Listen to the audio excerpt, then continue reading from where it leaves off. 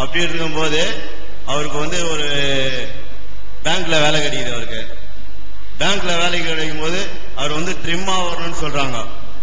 ட்ரிம்மா வரணும் போது தாடி எடுத்துட்டு வந்தா வேலை கொடுக்குறேன்றாங்க. தாடி எடுத்துட்டு அப்படி வேலையில சேரலாமான்னு கேக்குறாரு. இஸ்லாத்தை பொறுத்த வரைக்கும் தாடி விஷயத்தை தெரிஞ்சுக்க இஸ்லாம் என்ன சொல்லுன்னு தெரிஞ்சுக்கணும்ல. இஸ்லாம் வந்து உலகத்துக்கு சொல்ற செய்தியில முக்கியமான செய்தி என்னவென்றால், ஆண்கள் எல்லா வகையிலையும் தங்களை ஆண்கள் என்று காட்டிக்கொள்ள வேண்டும். பெண்கள் வந்து எல்லா வகையிலையும் அவங்க பெண்கள் என்று காட்டிக்கொள்ள வேண்டும். ஆம்பளை பொம்பளை ஆகுறதும் பொம்பளை ஆம்பளை ஆகுறதும், பெண்கள் தமக்கே உரிய பெண்மைகளை அழித்துக் கொள்வதும் ஆண்கள் தமக்கே உரிய ஆண்மையை அழித்துக் கொள்வதும் கூடாது என்று இஸ்லாம் சொல்கிறது. இப்ப ஒரு மனுஷன் போய் அவன்கிட்ட காசு இல்லாத பிச்சைக்கார பையலன்னு சொல்லி பாருங்களேன், பெருசா கோபம் வராது. பிச்சைக்கார பையலா இருந்தான்னு சொன்னா போட்டா காசு இல்லாதவன அவனுக்கு கோபம் வராது, கொஞ்சம் கோபம் வரும். போட அறிவு கெட்டவன அது கொஞ்சம் கோபம் வரும்.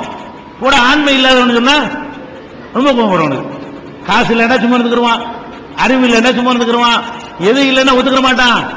ஆண்மை இல்லைன்னு சொல்லி பாருங்க, பொட்ட பையன் சொல்லி பாருங்க, 9 சொல்லி பாருங்களேன், என்னவாகும்? அப்படியே அவன் வந்து கொதிச்சு போயிடறான். அப்போ ஒரு ஆம்பளை வந்து அந்த ஆண்மை தன்மை தனக்கு இருக்குது என்பதை காட்டுவதற்கு எல்லா வகையிலையுமே முயற்சி பண்ணுகிறான்.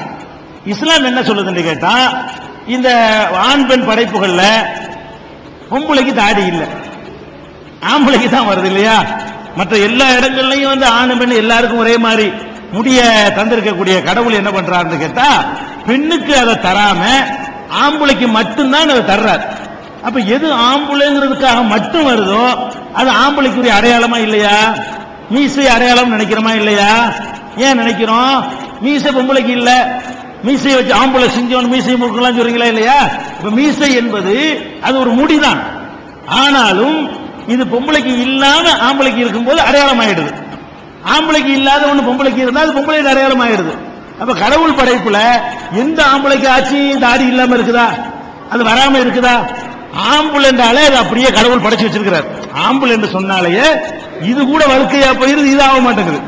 தலையில உள்ளதாவது ஆம்பளைக்கு என்ன ஆயிடுது? பாதி பேர் வழுக்கையா இருக்கிறான் தலைமுடியே இல்லாம, ஆனா இது வழுக்கையாவதா? ஆக மாட்டேங்குது. விட்டீங்கன்னா நீங்க வழுக்கையை ஆக்கிக்கிறீங்க, அது ஒரு விஷயம். நீங்க விட்டீங்கன்னா சும்மா விட்டீங்க என்று சொன்னா அது வந்து தாடி என்பது ஆண்களுக்கு மாத்திரம் உள்ள தனி அடையாளமாக இருக்கிறது. இது ஃபர்ஸ்ட் விஷயம். இரண்டாவது, எல்லா ஜீவன்களையும் பாருங்க, கடவுள் வந்து ஆணுக்கு ஒரு சில கம்பீரத்தை கொடுக்கிறார். சிங்கத்தை எடுத்துக்கிறங்க, ஆண் சிங்கம் பெண் சிங்கம். பெண் சிங்கத்தை பார்த்தீங்கன்னா ஆடு மாதிரி தான் இருக்கும், ஒரு ஆடு இருக்கிற கெட்டப்புல தான் இருக்கும். ஆண் சிங்கத்தை பார்த்தா இருக்கு அப்படி பரடலாம், அப்படி போட்டு பயங்கரமா டைப்பா அந்த தாடியோட தான் இருக்கு. ஆம்பளை சிங்கங்கிறது இருக்குல்ல, அந்த ஆண் சிங்கத்துக்கு மாத்திரம் தான் அதுல கூட கடவுள் என்ன பண்றாரு அப்படித்தான் கொடுத்திருக்கிறாரு. சேவலையும் கோழியும் எடுத்து பாருங்க, கோழி முழுக்கு முழுக்குன்னு இருக்கும், கோழி மண்டை. சேவல் மண்டை இருக்கு, அதுக்கு தனியா அதுக்கு ஒரு மாதிரியா ஒரு கிரீடம் போட்ட மாதிரி, அதுக்கு தலையில அதுக்கு தாடி தொங்குற மாதிரி, இப்படி எல்லாம் ஒரு டைப் நீங்க பார்க்கலாம். அப்ப ஆணுக்கும் பெண்ணுக்கும் நீங்க பாத்தீங்கன்னா மயில் எடுத்து பாருங்க, ஆண் மயில பெண் மயில எடுத்து பாருங்க. பெண் மயில் வந்து பாக்குறதுக்கு சகிக்காது, ஆண் மயில் என்ன இருக்கு பாக்குறதுக்கு? உண்மையிலேயே அழகு ஆம்பளை தான், நீங்க தப்பா நினைச்சுக்கிறாதீங்க. அழகு படைப்புல அழகு எதுன்னு கேட்டா எல்லா படைப்புலையும் காளமாட்டையும் பசுமாட்டையும் பாருங்க, அழகு காளமாடு தான். சேவலையும் கோழியையும் பாருங்க, ஆம்பளை கண்ணுக்கு சேவல் அழகா தெரியும், பொம்பளை கண்ணுக்கு சேவல் தான் அழகா தெரியும். அதே மாதிரி எல்லா ஜீவன்களையும் எந்த படைப்பு காளமாடு பசுமாடை எடுத்தாலும் சரி, கிடாயும் ஆட்டை எடுத்தாலும் சரி, எந்த ஜீவன்ல ஒரு கொசுவுல கூட ஆண் கொசு பெண் கொசுன்னு எடுத்தாலும் சரி, எது கம்பீரம் இருக்கு எது அழகு இருக்குன்னு பாத்தீங்கன்னா படைப்புல ஆணு தான் அழகுங்க. ஆனா ஆம்பளை கண்ணுக்கு பொம்பளை அழகு. என்ன கோளாறுன்னு கேட்டா, அந்த காளமாட்டுக்கு அந்த பசுமாடு அழகா தெரியும், அந்த கிடாய்க்கு வந்து அந்த ஆட்டுக்குட்டி அழகா தெரியும். அந்த ஒரு பலவீனத்தினாலதான் பொம்பளை அழகா தெரியுதே தவிர, கழுதை குதிரை நம்மளை பார்த்துன்னு வைங்க ஆம்பளை தான் அழகா நினைக்கும். ஒரு கழுதையோ குதிரையோ ஆம்பளையும் பொம்பளையும் பார்த்துன்னு வைங்க, அது கண்ணுக்கு எப்படி தெரியும்? நமக்கு எப்படி ஆண்மையில் அழகாவும் பெண்மையில் அழகு இல்லாமையும் தெரிகிறதோ, நமக்கு எப்படி ஆண் சிங்கம் அழகாவும் பெண் சிங்கம் அழகு இல்லாமையும் தெரியுதோ, அந்த கண்ணை கொண்டு பார்த்தா அப்படித்தான் தெரியுங்க. அழகு ஆம்பளை தான், பொம்பளை வந்து ஆம்பளைக்கு அழகு. அப்ப இது எதுக்கு சொல்றேன்னு கேட்டா, அந்த தனியான ஒரு கம்பீரத்தை கடவுள் ஆணுக்குன்னு கொடுத்திருக்கிறாருக்கும் போது அதையே அழிக்கிறீங்க. அது தாடிங்கிறது கடவுளுக்கு மீசையை வைக்கிற மாதிரி தாடியை வச்சுக்கிறீங்களேன் என்று இஸ்லாம் சொல்லுது, வைக்க சொல்லுது, வைங்க. அதை வலிக்கிறதுனால என்னவாகும்? கேடுதான் ஏற்படும். சயின்டிபிக்கா சில பேர் விளங்காம தப்பா சொல்றாங்க. சயின்டிபிக்கா எடுத்தீங்க சொன்னா அதை வலிக்க திரும்ப திரும்ப திரும்ப திரும்ப சேவ் பண்ணுவதனால் அந்த தோல் மரத்து போகிறது, அந்த பல்லுக்கு உரிய மயிர்கால்கள் அந்த அது வந்து வீக்கடைஞ்சு போயிடுது, பல்லுடைய உறுதிலாம் கெடுது.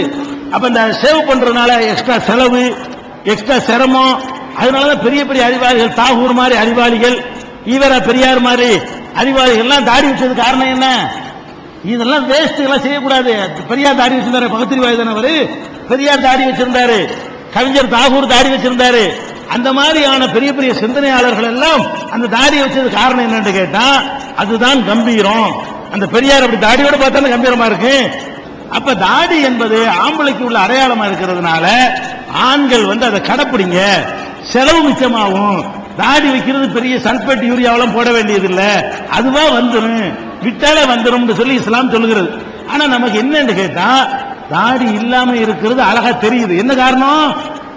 எல்லாரும் வலிச்சுக்கிட்டு இருக்கிறதுனால அது அழகு மாதிரி எப்பவுமே தெரியுங்க. அழக தீர்மானிக்கிற நம்ம ஏன் தப்பு பண்றோம்னு கேட்டா, ஊர்ல உள்ள எல்லாரும் தாடி வச்சாண்டு வைங்க, ஒருத்தன் வைக்காம இருந்தான்னு வைங்க, அவன் ஒரு மாதிரியா பார்ப்பாங்க அப்படிமாங்க.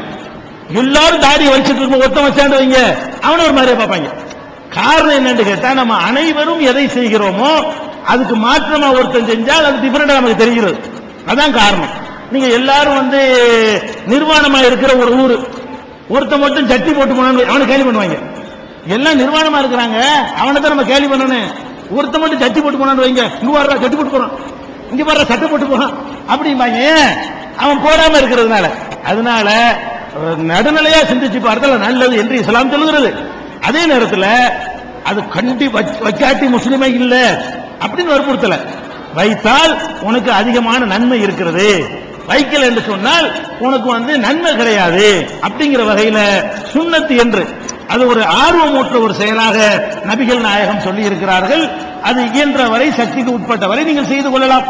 அதை வைக்கல என்று சொன்னால் ஒரு நபியுடைய வழியை புறக்கணித்தீர்கள் என்பது ஆகுமே தவிர பாரதூரமான பாவத்தில் வராது. பேங்க்ல வேலை கொடுக்கறதுக்காக எடுக்க சொன்னா முதல்ல ஏன் பேங்க் வேலையே உங்களுக்கு கூடாத?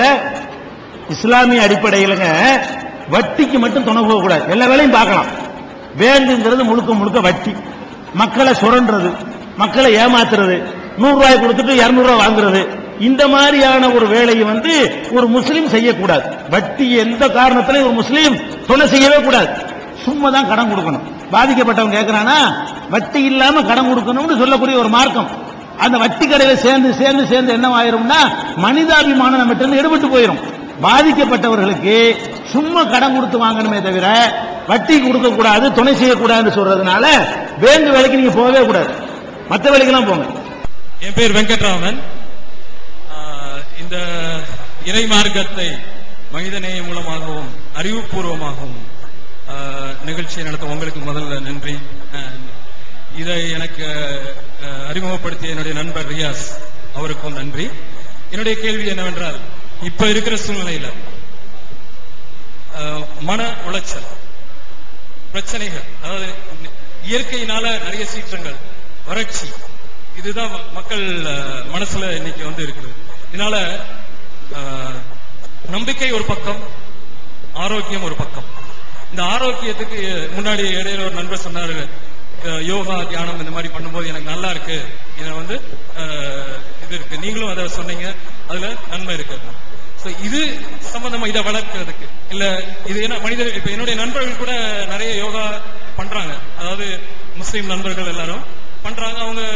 அவங்களும் அதுல வந்து ஆரோக்கியமா இருக்கிறதுக்கு அந்த ஒரு நல்ல வழி இருக்கு அப்படின்னு சொல்லி ஒத்துக்கிறீங்க. இதுல ஏதாவது திட்டம் இருக்கா? அதாவது நம்ம மனிதனேன்னு வந்துருச்சு, இப்ப அறிவுபூர்வமா நம்ம பாக்குறோம். பட் நம்பிக்கை ஒரு பக்கம், ஆரோக்கியம் ஒரு பக்கம். ஆரோக்கியம் வரும்போது நாம் ஏதாவது ஒரு, நீங்க இந்த தியானம் இல்ல யோகா இது வழியில ஏதாவது திட்டம் வகுத்திருக்கீங்களா? இல்ல இருக்கா மக்களுக்கு? ஏன்னா என்னோட இது வந்து இதுக்கு ஏதாவது முயற்சி, அதாவது இப்ப நமக்கு தேவை மனித